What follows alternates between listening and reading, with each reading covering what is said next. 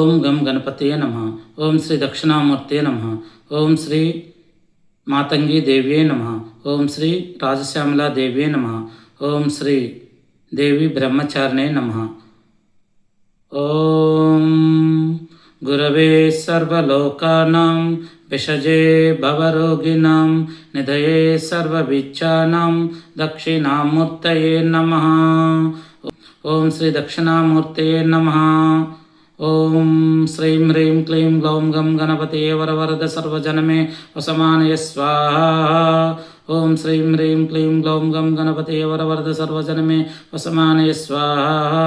ఓం శ్రీం హ్రీం క్లీం గ్లౌం గం గణపతయే వరవరద సర్వజనమే వసమానయ స్వాహా.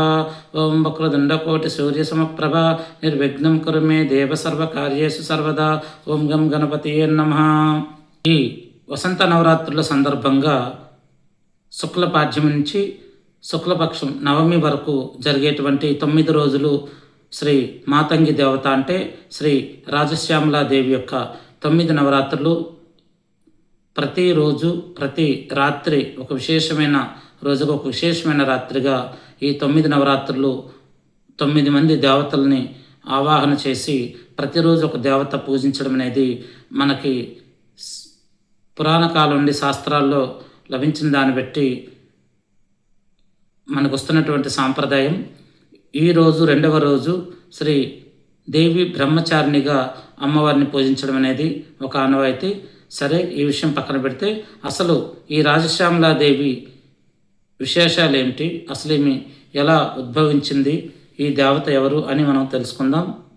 శ్రీ మాతంగి దేవి అంటే రాజశ్యామలాదేవి దశమహావిద్యలలో 9వ మహావిద్య వశీకరణ దేవతగా ప్రసిద్ధి పొందిన మాతంగి దేవికి రాజమాతంగి, లఘుశ్యామల, ఉచ్చిష్ట చాండాలి అనే పేర్లతో కూడా ఈ దేవిని పిలుస్తూ ఉంటారు.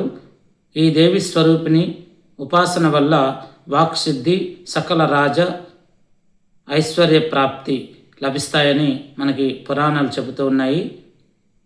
ధ్యాయేత్ సద్రత్నపీఠే సుఖకలపఠితమా శృణ్వంతిం శ్యామలాంగిం న్యస్సైకాంగ్రిం సరోజే శశిసకలధరాం వల్లకిం వాదయంతిం కహ్లారబద్ధమాలం నియమిత విలసచ్చూలికం రక్తవస్త్రం మాతంగిం శంఖపాత్రం మధురమధు మదం చిత్రకోద్భాషిభాలం. చక్కని ఆసనం మీద కూర్చొని చిలుక పక్కనుండగా వీణని మీటుతూ కలువ పూలమాలను ఎర్రని వస్త్రాలను ధరించి శ్యామల ఆకుపచ్చని వర్ణంతో ప్రకాశించే శ్రీ మాతంగి దేవిని అంటే శ్రీ రాజశ్యామలాదేవిని నేను ధ్యానిస్తున్నాను, పూజిస్తున్నాను అని అర్థము. దశమహావిద్యలలో 9వ మహావిద్య శ్రీ మాతంగి. మాతంగి దేవి వశీకరణ విద్యగా కూడా ప్రసిద్ధి చెందినటువంటి దేవత అని మనకి శాస్త్రాలు చెబుతూ ఉన్నాయి. ఈ దేవికే లఘుశ్యామల, అలాగే ఉచ్చిష్ట చాండాలి, రాజమాతంగి అనే పేర్లు కూడా ఉన్నాయి. ఈ పేర్లతో విభిన్న మంత్రాలు కూడా మనకు మంత్రశాస్త్రాల్లో చెప్పబడ్డాయి. మతంగ మహర్షి కూతురుగా ఈ మాతంగి దేవి ఆవిర్భవించిందని, ఈమె శ్రీ లలితా త్రిపుర సుందరి దేవి మంత్రినిగా మణిద్వీపంలో శ్యామలా రూపంతో కొలువు ఉంటుందని బ్రహ్మాండ పురాణం చెబుతుంది.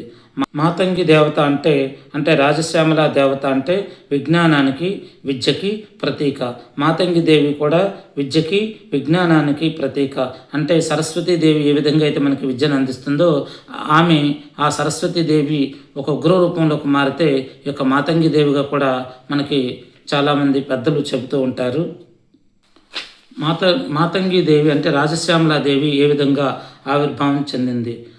మతంగ మహర్షికి కూతురుగా మాతంగి దేవి ఆవిర్భవించిన కథనాన్ని అగస్త్య మహర్షికి హయగ్రీవుడు ఇలా చెప్పాడు. మతంగో నామ తపసామే కరాశీస్తపోధనః మహాప్రభావ సంపన్నో జగత్సర్జనలంపటః తపశ్శక్త్యా తీవ్రయా చ సర్వత్రాజ్ఞ ప్రవర్తకః ఘోరైస్తభూభిరక్షధ్యం పూజయామాస ధీరధీః. ఓ అగస్త్య, మతంగుడనే తపోధనుడు మూర్తిభవించిన తపస్సులా ఉండేవాడు. ఆయన తన తపశ్శక్తితో లోకాల్ని సృష్టించగలిగిన శక్తిమంతుడు.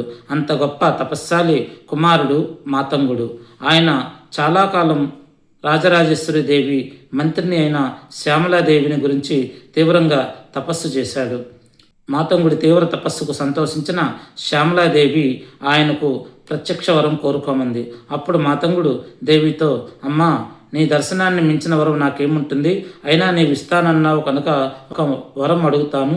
పూర్వం నేను నా స్నేహితుడైన హిమవంతుడితో మాట్లాడే సందర్భంలో ఆయన నన్ను తక్కువ చేసినట్లుగా ప్రవర్తిస్తూ, నేను గౌరీదేవికి తండ్రిని, నాకన్నా గొప్పవాడెవరు అని గర్వంగా అన్నాడమ్మా. అప్పటి నుంచి నాకు కూడా ఒక శక్తికి తండ్రిని కావాలనే కోరిక ఉండిపోయింది. దయచేసి నువ్వు నాకు కూతురుగా జన్మించు, ఇదే నాకు కావలసిన వరం అనగానే శ్యామలాదేవి తదాస్తని పలికి మాతంగ మహర్షి భార్య అయిన సిద్ధిమతికి కలలో కనిపించింది. కొన్నాళ్లకు సిద్ధిమతి గర్భవతి ఆడపిల్లను కన్నది. ఆ పిల్ల మాతంగుడి కుమార్తె మాతంగిగా లోకంలో ప్రసిద్ధి చెందింది. ఈమెనే లఘుశ్యామల అని కూడా అంటారు అని హయగ్రీవుడు అగస్త్యుడికి మాతంగిదేవి ఆవిర్భావం గురించి ఈ విధంగా చెప్పారు. మహాత్రిపుర సుందరి అయిన శ్రీ లలితాదేవి మణిద్వీపంలో ఉన్న బంగారు ప్రాకారం శ్రీ శ్యామలాదేవికి నివాస స్థానం. ఆ ప్రాకారంలోని కదంబవనంలో శ్రీ లలితాదేవి మంత్రినిగా విధులు నిర్వహించే శ్యామలాదేవి కొలువై ఉంటుంది. నివాస నగరీ సేయం శ్యామయా పరికీర్తిత సేవార్ధ నగరీ త్వన్య మహాపద్మాటవీ స్థలే.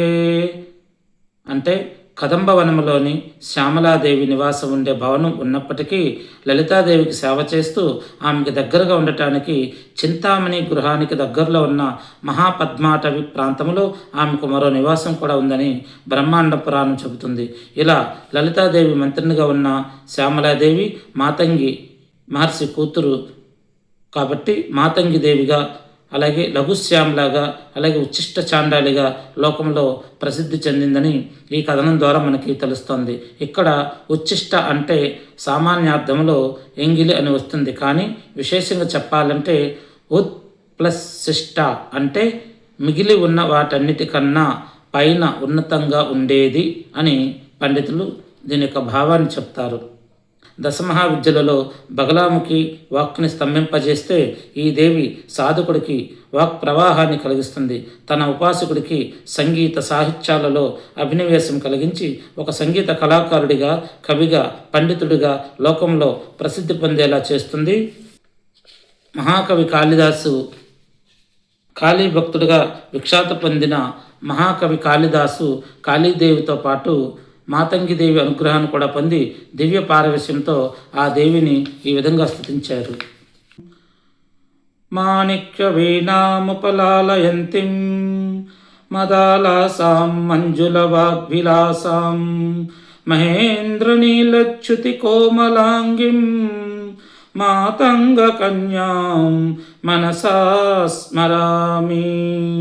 మాతా మరకతశ్యామా మాతంగీ మధుశాలిని కుర్యాత్ కటాక్షం కళ్యాణి కదంబవనవాసిని. జయ మాతంగతనయే జయ నీలోత్పలచ్యుతే జయ సంగీతరసికే జయ లీలాసుఖప్రియే అంటూ మహావైభవంగా శ్రీ మహాకవి కాళిదాసు ఈమెను ఈ విధంగా స్తుతించి ఆమె యొక్క వరాన్ని పొంది, ఇంకా అతనికి యొక్క శ్లోకం చెప్పడం వల్ల అతనికి ఇంకా తృప్తి తీరక తన ఇష్టదైవమైన ఆ మాతంగిని మరొక శ్లోకం ద్వారా ఆమెను ప్రసన్నం చేసుకున్నారు. చేటి భవిన్న కిల ఖేటి కదంబ వనవాటిసు నాకపటలీ కోటీర చారుతర కోటి మణి కిరణ కోటి కరంబిత పద పాటీర గంధి కుచసాటి కవిత్వ పరిపాటి నగాధిపస్సుత ఘోటి కురాధిక తాటి ముదార ముఖ వీటి రసైన తనుతాం. అంటే కడిమి చెట్ల వనములో దేవకాంతులైన తన చలికత్తెలతో విహరిస్తూ కిరీటాలు ధరించిన దేవతల తలలు తన పాదాల మీద పడుతుంటే ఆ కిరీటాలలోని మణులు వెలుగుతో తన దివ్య పాదాలు ప్రకాశిస్తుండగా దివ్య వస్త్రాభరణ భూషిత అయిన పర్వతరాజు కుమార్తె తన తాంబూల రసాన్ని అందించి కదం తొక్కే గుర్రము లాంటి కవిత్వాన్ని తనకు ప్రసాదించమని మాతంగి దేవిని ప్రార్థిస్తాడు. ఆ విద్యను ఉపాసించే సాధకుడు సంగీత సాహిత్య పరంగుతులవుతాడని మాతంగి దేవి మరో రూపమైన ఈమె రాజమాతంగి, సుముఖి, విశ్వమాతంగి, కర్ణమాతంగి అనే పేర్లతో కూడా ఉపాసించబడుతుంది. బ్రహ్మయామల తంత్రం రాజమాతంగి రూపాన్ని ఆవిర్భావాన్ని ఇలా వర్ణిస్తుంది.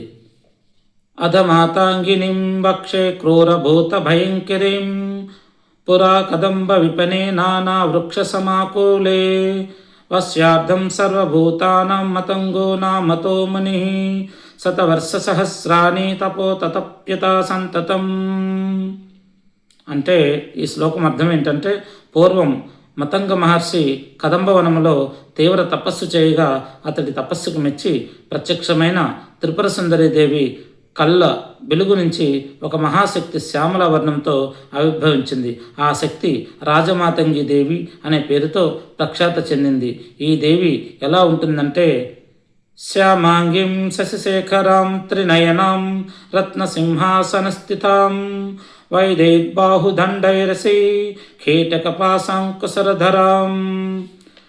అంటే ఈ శ్లోకం అర్థం ఏంటంటే, 4 చేతుల్లో దండము, కృపాణము అంటే కత్తి, పాసం, అంకుశం అనే ఆయుధాల్ని ధరించి రత్నసింహాసనం మీద కూర్చొని చంద్రరేఖ వెలుగుతుండగా 3 కళ్ళతో శ్యామల వర్ణంతో ప్రకాశిస్తూ ఉంటుంది. ఇటువంటి మహావిద్యని ఉపాసిస్తే కలిగే ఫలితం గురించి అథవక్ష మహాదేవిం మాతంగిం సర్వసిద్ధిదాం ఆశ్యా సేవనమాత్రేణ వాక్సిద్ధిం లభితే ధ్రువం.